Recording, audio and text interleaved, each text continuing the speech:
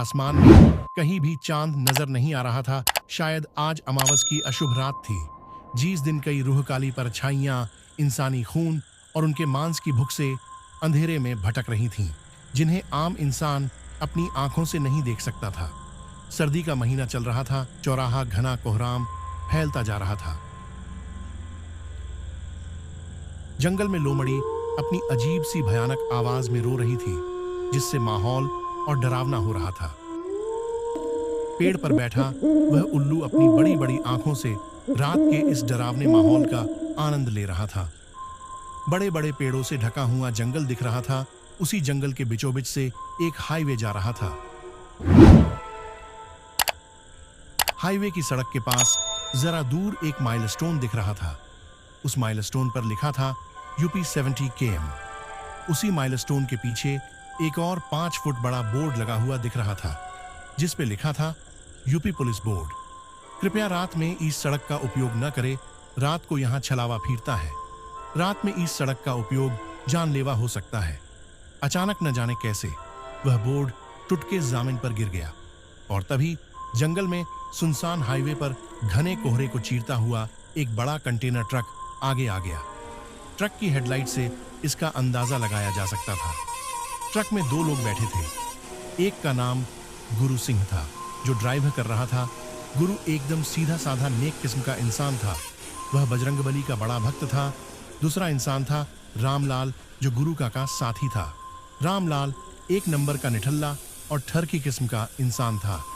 रघु और श्याम दोनों किसी बड़े कंपनी का माल ट्रक से लेके मुंबई से यूपी की ओर जा रहे थे।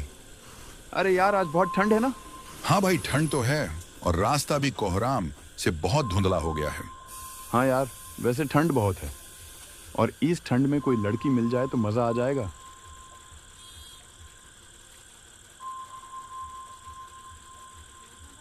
राम ऐसे बोल के बेशर्म की तरह हंसने लगा, पर गुरु को उसकी है बात अच्छी नहीं लगी। इसीलिए वह गुस्सा हो गया और बोला, अबे हरामी, चुप साले, ज्यादा निठल्ला ना बन, वरना एक दिन इसी लड़की की वजह से जिंदगी से हाथ धो बैठेगा। गुरु की बात हमेशा की तरह राम ने एक कान से सुनी और दूसरे कान से छोड़ दी।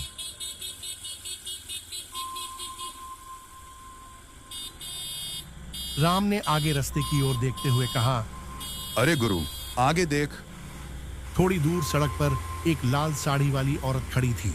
ए बजरंगबली, इतनी ठंड में ये कौन है, और वह भी इस वक्त इस सुनसान हाईवे पर? कहीं कोई भूत बित तो नहीं? राम ने गुरु पर जरा सा चिल्लाते हुए कहा, अबे गुरु, पागल हो गया क्या? सामने लड़की खड़ी है और तू भूत बोल रहा? चल गाड़ी रोक और बेचारी को लिफ्ट देते हैं। अरे पर मैं तुम्हें कसम देता हूँ, गुरु। गाड़ी रोक दो। राम खातिर रघु ने ट्रक उस महिला के बगल में रोक दिया। अरे मैडम जी, इतनी रात आप कहाँ जा रही हैं? हम छोड़ दें क्या आपको? उस महिला को नीचे से ऊपर तक देखते हुए कहा। उस महिला ने लाल साड़ी पहनी थी। उसकी गर्दन नीचे की ओर थी। राम के कहने पर उसने धीरे अपना सिर ऊपर किया और मुस्कान के साथ शाम की ओर देखा और कहा, क्या आप छोड़ दोगे मुझे? उसकी आवाज थोड़ी अलग थी, जैसे वह खिसखिसाते हुए बोल रही हो। राम उस महिला को पागलों की तरह देख रहा था। उस महिला का चेहरा बहुत सफेद था, एक सामान्य व्यक्ति की तुलना में बहुत अधिक सफेद, जैसे एक रशियन लड़की ही हो। क्या आप छोड़ दोगे मुझे? उस महिला की फिर से आवाज अने से। आवाज के साथ राम का उसके शरीर से ध्यान हट गया। अरे क्यों नहीं, आइए ना। राम से जरा सा हड़बड़ाते हुए कहा। उस औरत ने अपना हाथ बढ़ाया। राम उसका हाथ देखकर बिल्कुल पागल सा हो गया। राम कुछ देर तक उस सफेद मुलायम हाथ को यूं देखता ही रह गया। उस महिला ने फिर से कहा, जी, मैं अंदर आऊं? राम फिर से अपनी होश में आ आया और उसने उस महिला का हाथ अपने हाथ में ले लिया। उस महिला का हाथ राम को बहुत ठंडा लगा था, मानो कोई मरी हुई लाश मुर्दे का हाथ में पकड़ा हुआ हो। इसके बारे में ज्यादा नहीं सोचा। महिला राम के पास बैठ गई लेकिन शाम ने लाल साड़ी पहने। तभी गुरु ने महिला की तरफ देखा और अपना ट्रक स्टार्ट किया और फिर से सड़क पर चलाने लगा। राम उस महिला की तरफ ही देख रहा था, लेकिन उस महिला का ध्यान पूरी तरह सामने था। बहन जी, आप इतनी रात को यहाँ क्या कर रही थी? गुरु ने उस महिला से सवाल पूछा। महिला ने सामने की ओर देखते हुए ही जवाब दिया। मेरी मौसी की बहन की शादी थी। मैं वहां से लौट रही थी कि रास्ते में मेरा स्कूटर खराब हो गया। उस महिला ने अपनी अजीब सी आवाज में कहा। बहन जी, मैंने आपकी स्कूटी नहीं देखी वहां। गुरु ने आगे देखते हुए गाड़ी चलाते हुए कहा, लेकिन उस महिला ने उसकी बात का कोई जवाब नहीं दिया। तो गुरु ने फिर से कहा, बहन जी, आपकी स्कूटी। अरे गुरु, चुप हो जा यार। उनकी स्कूटी होगी वही कहीं। क्या स्कूटी लगा रखा है? हम छोड़ देंगे ना उन्हें। राम ने गुरु की ओर गुस्से में देखते हुए कहा। वैसे गुरु जरा सा चुप बैठ गया। जी, आपका नाम क्या है? मेरा नाम अनामिका है। तो दोस्तों, उस औरत का नाम अनामिका था।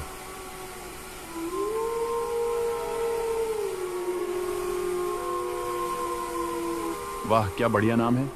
राम ने अनामिका की ओर देखते हुए कहा। साला नौटंकी, चला मस्का लगाने।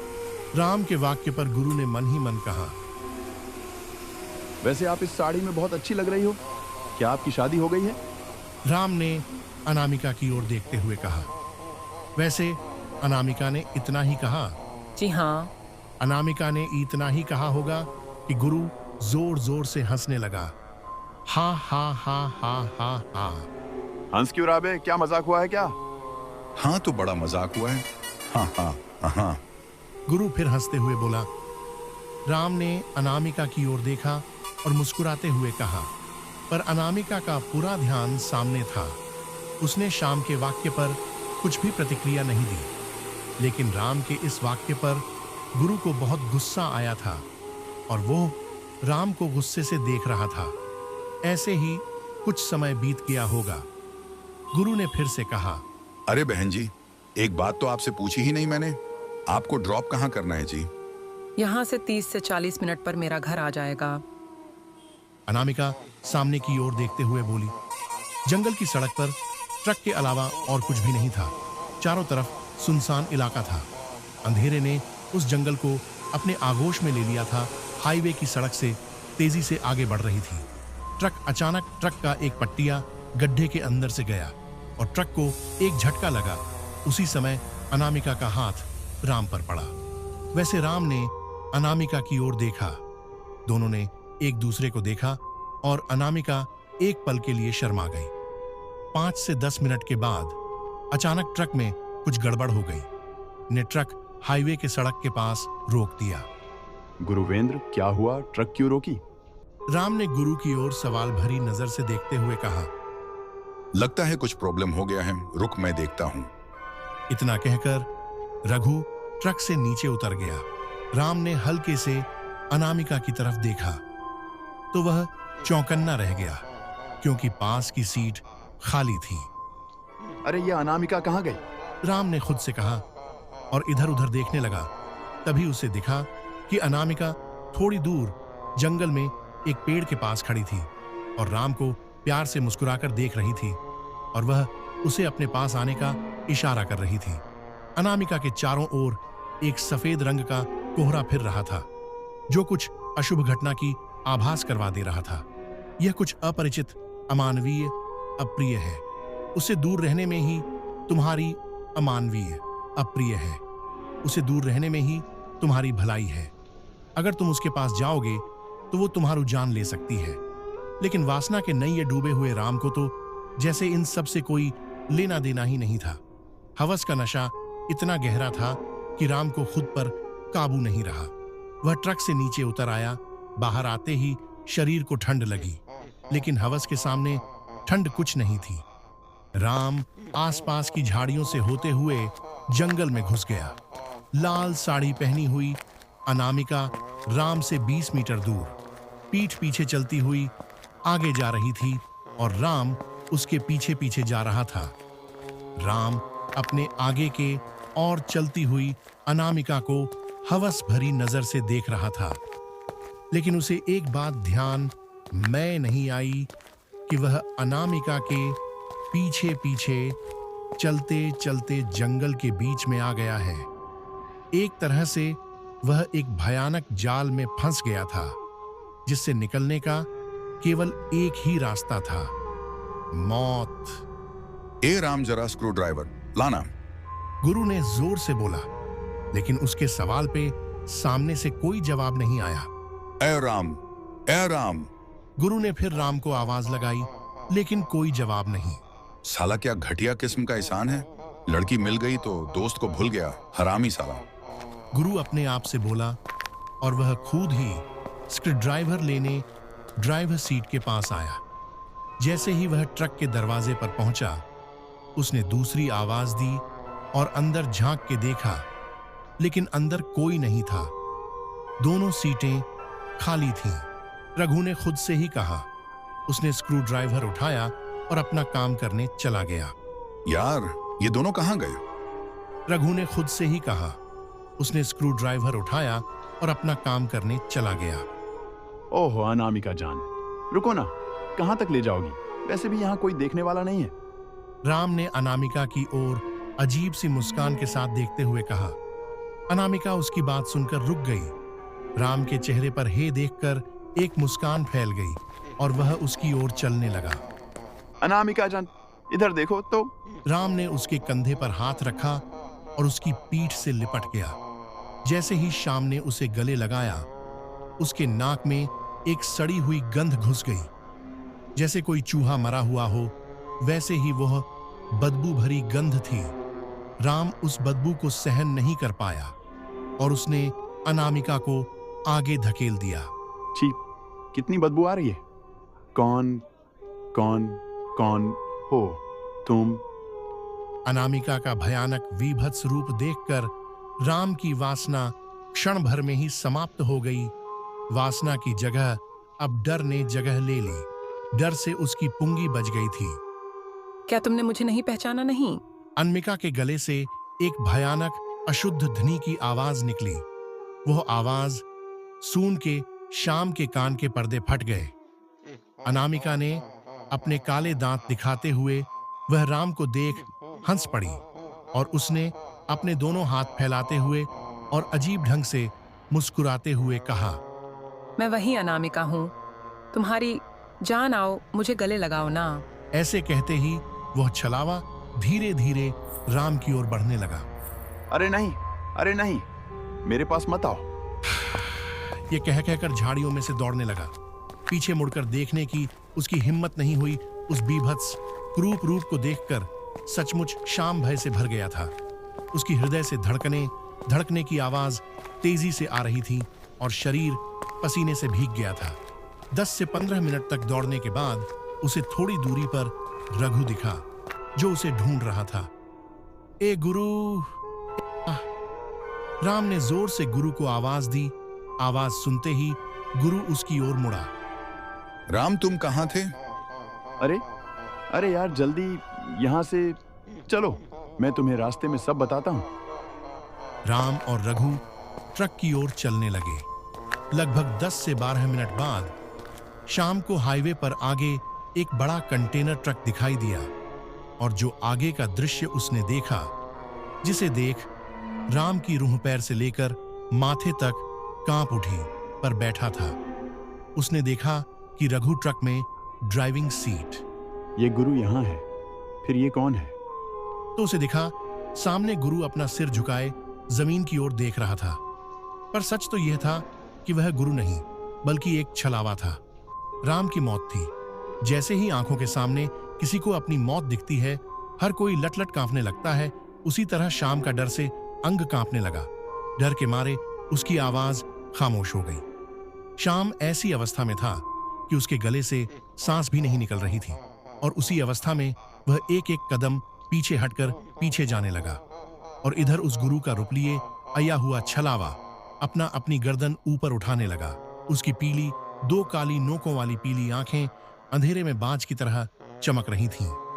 जिस तरह रात के अंधेरे में घूम रहे कुत्ते और बिल्ली की आंखें रोशनी के संपर्क में आने पर एक खास तरह से चमकने लगती हैं, उसी तरह उस पिशाच छलावा की आंखें पीली रंग चमकने लगी थीं।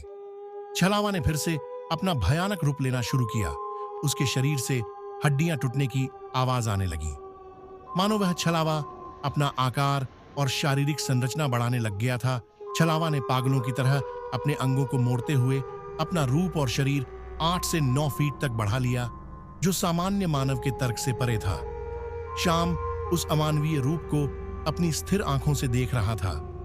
आखिरी प्रयास के रूप में राम ने ट्रक की ओर देखा और जोर से चिल्लाकर गुरु को आवाज देने ही वाला था कि तभी किसी ने एक हाथ से उसका मुंह बंद कर दिया। भाग जाएगा, भागेगा, छलावा के चंगुल से भागेगा।